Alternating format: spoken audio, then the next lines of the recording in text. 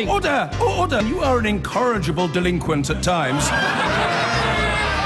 Behave yourself, man!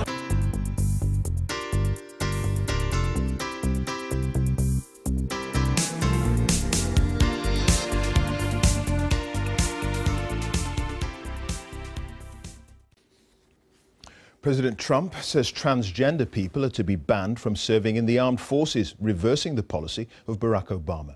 Mr. Trump says he reached the decision after consulting generals and military experts. Well, John Sopel is at the White House for us now. John, how surprising is this announcement, do you think? Well, the Defence Secretary, Jim Mattis, had said a few months ago that there was going to be a review of this policy, but the timing of it has come completely out of the blue. No one was expecting it. We rang the Pentagon this morning to ask for some kind of comment, and they were referring everyone back to the White House, saying you'll have to ask them if you want details on it. Now, Donald Trump, in his role as Commander-in-Chief, also announced it on Twitter, where else, saying that the armed forces cannot be burdened with the tremendous medical costs and disruption that transgender in the military would entail. And he's also said that transgender personnel will not be allowed to serve in any capacity. Well, there are already a few thousand who are serving in the US military at the moment. To the question, what happens to them now? There is no answer yet. It doesn't sound as though the policy has been formulated. Now, a gay Republican group said this is politics, pure and simple. There is nothing else to this. And it certainly seems that this is a policy that is designed to appeal to Donald Trump's conservative base in the Rust Belt states. And this is a manifestation of what's called the culture wars that has been raging in the US for 50 years. It's previously affected abortion, gun law, gay rights. Well, today it's transgender armed forces personnel. OK, John, many thanks for that. John Sopel there, our North America editor. Thank you. To America now, and President Trump has said transgender people cannot serve in any capacity in the military, using, inevitably, Twitter. He said he'd been told by military experts that the measure launched by the Obama administration caused tremendous medical costs and disruption. From Washington, here's our Foreign Affairs correspondent, Jonathan Rugman. We are proud to serve in your great Navy. For the last year, thousands of transgender people have been allowed to serve openly in America's armed forces. Now, President Trump says he wants to ban them altogether.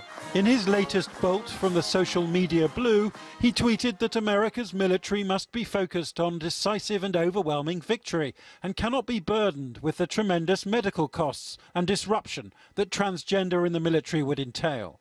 LGBTQ community. When Republicans nominated Mr. Trump for president a year ago, he pledged to protect minorities from terrorist attacks.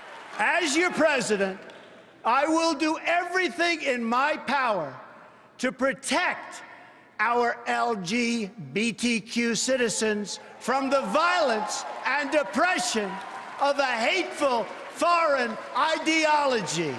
But now it seems transgender people, up to 11,000 of them according to one study, can no longer serve this commander-in-chief in combating terrorism themselves. It is shocking.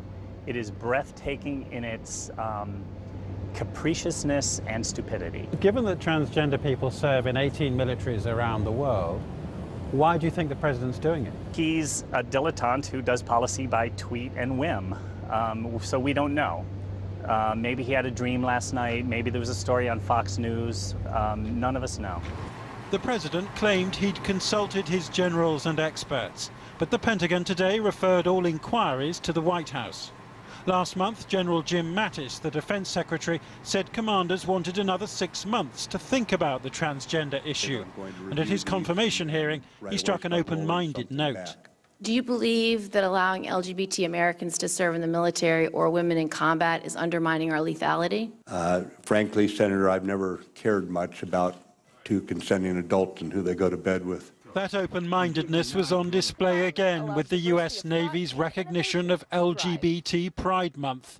The Navy joins the nation in recognizing lesbian, gay, bisexual, and transgender Pride Month throughout June. And so a presidential tweet has once again sown anger and confusion as to what happens next. At the end of the day, I want a strong, vibrant military, but I want to be fair.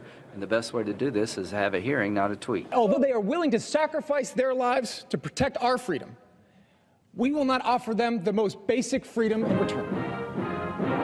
It so happens that on this day in July 1948, President Truman banned racial segregation in America's armed forces, insisting on equality of opportunity.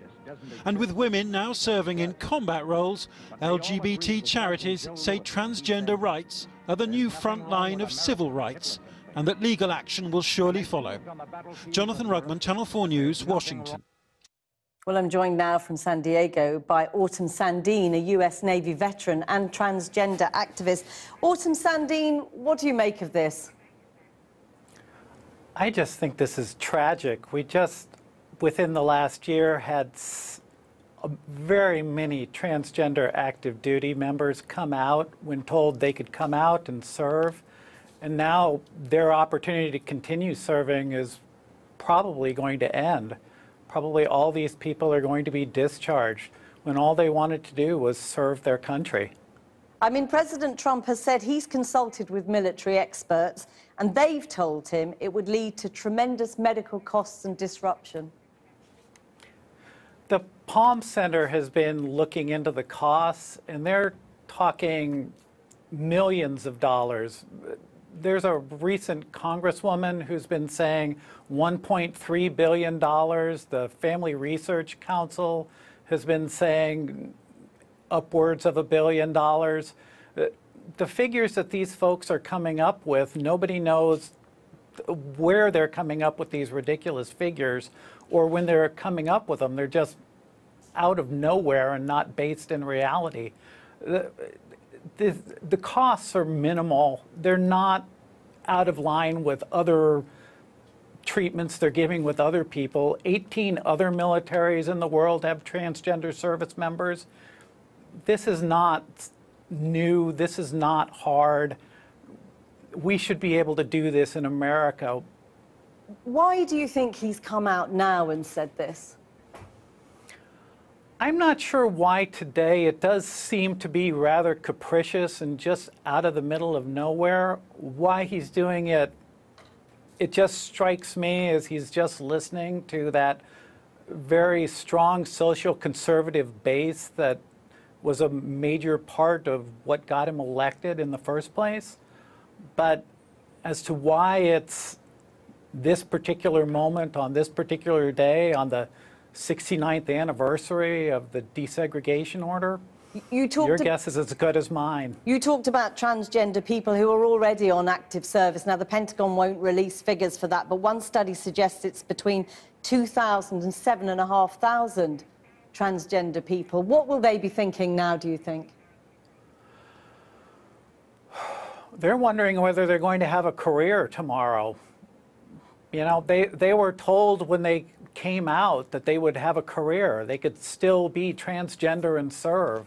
And now they're going to be wondering, can they still serve? The way it sounds now from the tweets, he wants them nowhere, President Trump wants them nowhere near the military. So it looks like all these people who came out, who have been serving honorably, who've been serving well, now saying you have no place because you're transgender.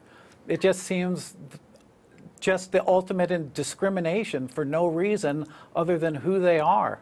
And the idea that people who might want to come out as transgender, who will be in active service at the moment and now feel they can't come out, what will life be like for them? Well, that's my experience when I was in the military. I served for 20 years, and definitely the last 4 of those years, I knew I was going to transition when I got out. It's a very, very hard experience of hiding who you are, trying to be somebody you're not. I have a don't ask, don't tell story of being sexually harassed by people who thought I didn't belong in their military because they thought I was gay because I was so feminine in the way I apparently talked and behaved. Sandy, I'm so sorry to cut across you there. We have to leave it there, but thank you very much for joining us. Thank you. Thank you. Tomorrow, on our side of the Atlantic, a milestone in equality will be passed, the 50th anniversary of the British Act of Parliament that began the decriminalisation of homosexuality. Today, on the other side, in Donald Trump's America, Equality took a decisive step backwards at the insistence of the president. He said, where else but on Twitter, that transgender people would be barred from the armed forces. On the campaign trail, he was happy to court every vote. As your president, I will do everything in my power to protect our LGBTQ citizens. However, as president, his power is far from protecting. The Morning tweeted a disturbing shift in policy as he wrote the United States government would no longer accept or allow transgender individuals to serve in any capacity in the US military. He cited what he described as the burden of medical costs. I'm Staff Sergeant Ashley Book, and I am a transgender woman serving in the United States Air Force. Take a look on the US military's official website today, and there is a celebration of those who've pledged their lives, however varied, to the service of their country. Pride in all who serve. An estimated 15,000 trans troops are currently serving in the US military and 18 other militaries around the world. The UK made it possible in 1999. Just last year, the Obama administration publicly declared such diversity as a major military policy. Kirsten Beck is a decorated Navy SEAL. The story of her service and transition has been made into a film. She believes the president's decision takes America backwards. We always wave that red, white, and blue around. We talk about free we are, we talk about liberty, we talk about justice. Well, this is the most unjust, the most unfree, the most anti-liberty thing you could ever do. At the White House today, there was no clarity on what the decision means for those already serving. This was a military decision. This was about military readiness. This was about unit cohesion. This was about resources within the military and nothing more. Many will question if that really is the case, given the only person raising this is the president. And the justifications go against the guidance the military happily accepted just a year ago. Emma Murphy, News at 10 in the United States.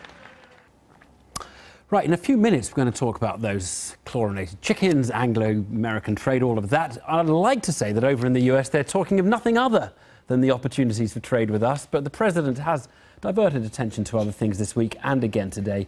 And Emily is over there in Washington. Emily. Evan, thanks. We're fresh from the White House press briefing dominated by Trump's announcement that he was to ban transgender people from the military. Worth bearing in mind, this ban was only lifted, a year ago or so. He's not undoing years of history, but he is undoing what many will see as progress in LGBT rights, which you might remember he promised to support after that Orlando gay nightclub massacre just over a year ago. Well, Trump says it's because it's costing the military too much. Critics say that he's playing to his base, older, more conservative voters, veterans perhaps, who don't like the idea of change. There'll be many saying today's announcement was simply a cover, distraction from all other things that have been happening this week, some successfully, some not quite so successfully. This week we've had those congressional hearings, don't forget, investigating whether there was collusion of any kind between members of Team Trump and the Russians. Then there is that doomed healthcare bill. We just heard in the last few minutes the Senate has voted down the straight repeal of the Affordable Care Act. They haven't managed to get rid of Obamacare, let alone begin to find anything to replace it. And of course, that big question of what will become of Jeff Sessions, the Attorney General who Trump appears to want gone. You'll remember just under a week ago, Sean Spicer, the Director of Communications, left his job. And the man who is, if you like, in charge of communications now is Anthony Scaramucci, the Mooch, who joins me now. First UK interview since you Emily, it's a took the pleasure job. to be here. Thanks Great for to have you. Tell us first of all, Anthony, what we should understand of the relationship with Jeff Sessions now. Will he stay the Attorney General? Oh, I think those are both two principles, and so as the communications director, it would be inappropriate for me to get in the middle of that. And so I think this will resolve itself over the next week or so. Certainly, I think what I would say to my colleagues here and cabinet members is that if you really understand the president's personality, he's a very straight shooter. He likes to express himself. He likes to let people know how he feels. Sometimes it's a tough conversation. He's had some of those conversations with me during the campaign. Why isn't he having that conversation with Jeff Sessions? Why is he tweeting about it, letting rumor take over? I think part of his nature is that he's a very tough person. And I mean by tough, I mean it in a good way. He's really trying to use the bully pulpit and the Oval Office and his presidency to execute an agenda on behalf of the American people, and this is a very tough town. You think Jeff Sessions will stay? Will he be in the job this time next week? Do I think he will stay? It'll be up to the president. I think Jeff Sessions is. You'd like to see him stay? What I'd like to see him say, again, it would have to be up to the president. I don't want to interrupt whatever is ultimately going to be the outcome between Attorney General Sessions and the president. I like both people a great deal. I worked with Attorney General Sessions on the campaign. Obviously, I'm a huge supporter of the president and his agenda. But what I would say to my colleagues here, have a tough exoskeleton, be a tough person with a strong backbone. At some point, they will meet. I think Sarah said that they didn't meet yet. Does having that skeleton mean allowing the President of the United States to be rude to you, to call you beleaguered, to basically slag you off in a public forum? Okay, so you're from Great Britain, but I'm not from Great Britain, okay? I'm from a town that's right on the border of Queens, okay? And the President grew up in Queens.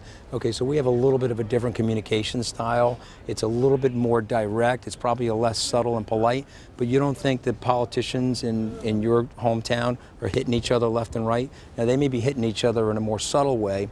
I sort of like the more open approach. You know, one of the things I cannot stand about this town is the backstabbing that goes on here, okay? Where I grew up, in the neighborhood I'm from, we're front stabbers. We'd like to tell you exactly where we're from and what we're doing. And so to me, if you can handle the president's personality, and you can handle his temperament, which I happen to love, then you're going to do great with the president. I just want to make one more comment because I think your viewers will appreciate it. I'm not going to cut you off at all. I'm going to talk to you about front stabbing because I'm wondering whether the president feels he's been front stabbed by some of the senators who voted down that repeal of Obamacare. Well, it's too early. It's too early. What do we know? That's a congregational setting.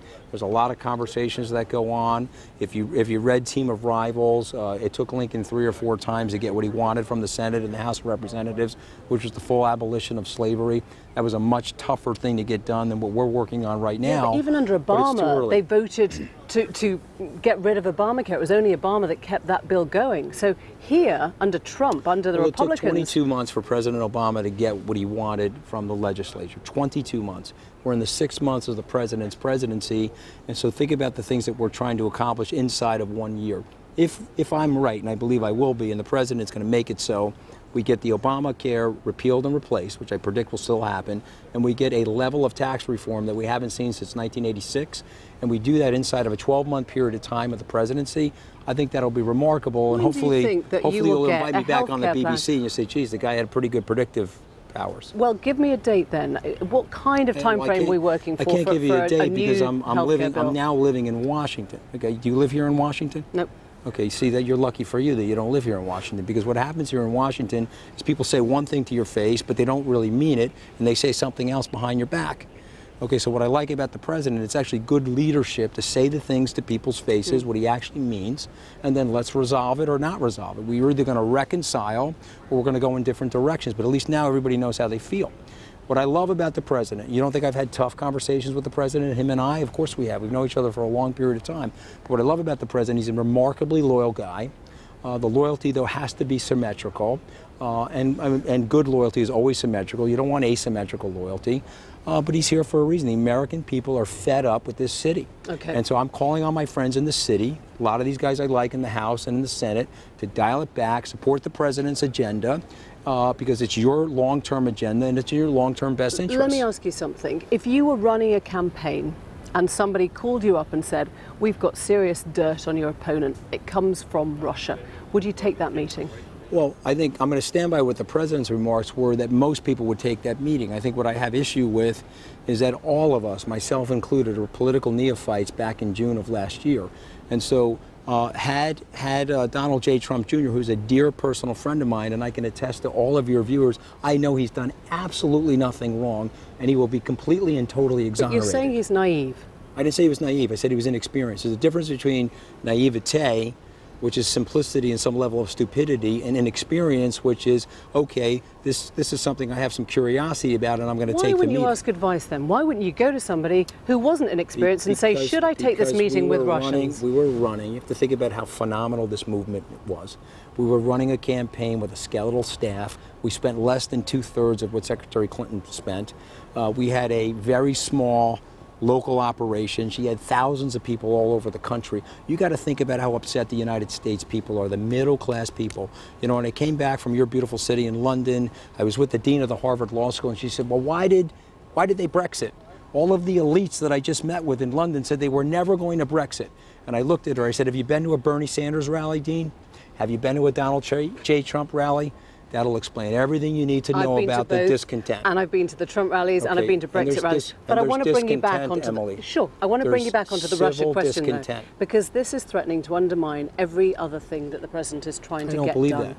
You don't think it's damaging? Absolutely not. I think it's damaging short term because there's a lot of nonsensical things that are going on because we live in a town that manufactures scandals.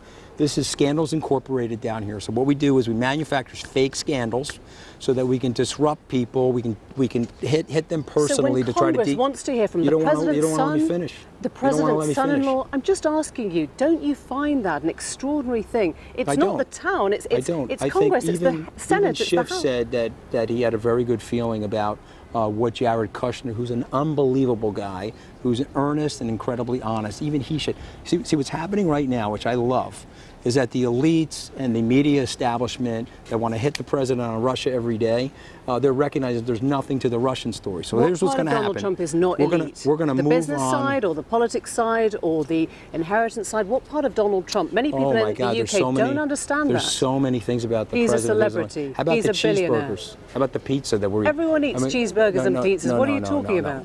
See, you're coming across a little bit elitist, so let me just say something to you, okay? I grew up in a middle-class family, okay? We had virtually a tight budget and little to no money. I spent 30 years of my life trying to get into the global elite so I could stand here and serve the president, and I missed the movement.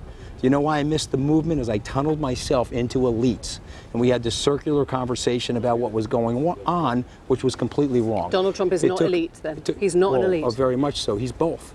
He knows how to operate in an elitist world, and he has unbelievable empathy for the common struggle that's going on with the middle-class people and the lower middle-class people.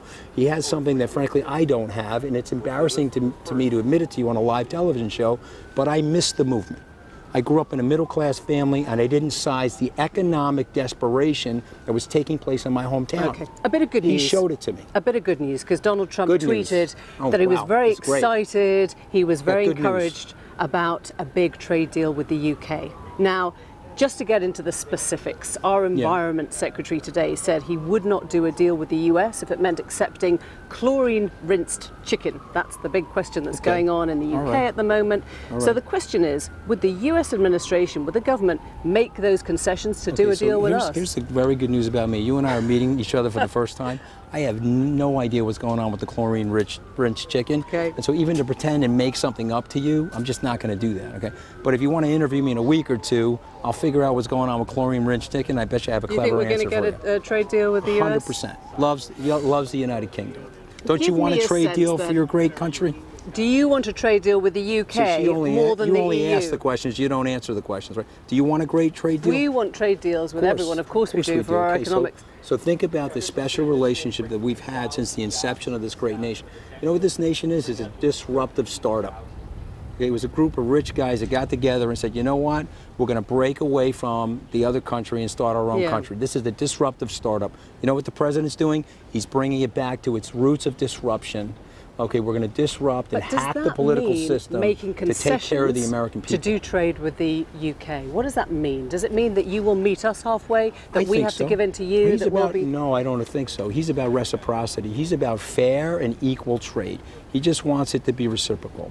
And there's a historical context for that. When we came out of the Second World War, the United States put in place the Marshall Plan, and then working in coordination with State and Treasury, we unevened the trade deals so that we could allow goods and services to flow freely into the United States, but we accepted some level of embargo activity elsewhere so that we could grow those middle class We're being told to wrap. Last question to you. You've been in the job less than a week. Give us a sense of how it feels. What is it like being right in the center of the White House? I'm having a lot of fun, okay? I love my country. I told people at a press conference last week that people work with me. No one has ever worked for me. I'm about collaboration and getting the people around me to win. And so I'm super excited to be here. I had lunch with the president today. I can't tell you who else was in the room, but he looked over and he says, doesn't Anthony look like he's having a good time? And the answer is yes. You're here to stay? We'll see. I'm here to serve at the discretion of the president. If he wants me to leave tomorrow, then I'm not going to be here to stay. We'll have to see what happens. Great to talk to you. Thank you very much indeed. Great to meet you. Sorry I called you an elitist. She's probably not an elitist, but she was hitting me. She was hitting me very hard. You can come back and call me an elitist Okay, anytime you want. You can come to London. I didn't mean to call you that. I apologize to your viewers. We slightly photobombed the mooch just before. That will explain why he wasn't in the menu for us a little bit earlier, but we're very pleased to have had that. There is an awful lot to unpack here, and as you heard, just 1 week into the job, so we'll come back with more on that when we know a bit more. Emily, thank you very much. Thank you very much indeed. But we've got a sense of the view from the White House there.